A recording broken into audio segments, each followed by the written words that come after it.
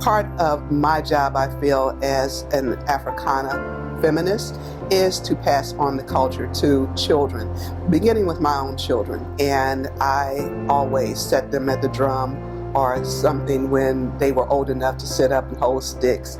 I just think that teaching them the culture is an essential part of their development. And I'm fortunate that my younger daughters really enjoy it. They enjoy the dance as well. And so it's not hard to get them to come out and perform with me.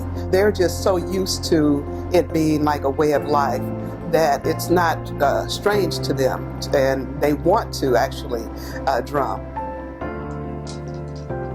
The concept of shekere making that I deal with comes specifically from Nigeria and the Yoruba people. They're called idiophones, and they're played throughout different parts of Africa and Brazil and the islands. But the concept that I used came specifically from Nigeria. My godfather, as I said, he was the one that really exposed me and taught me the deeper meanings of shekere, and it's associated with the tradition of Ifa, that is part of the Yoruba spiritual system.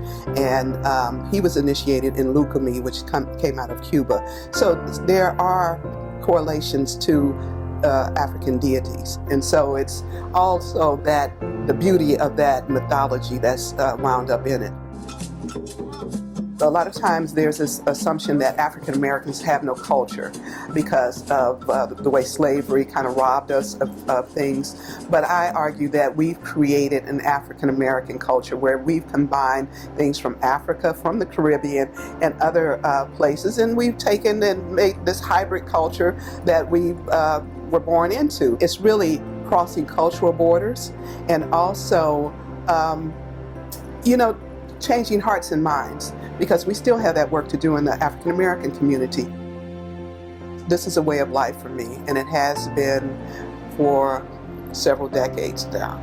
For me, it's been about transformation and being transformative.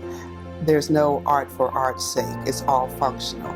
And so my performances always have a meaning to them.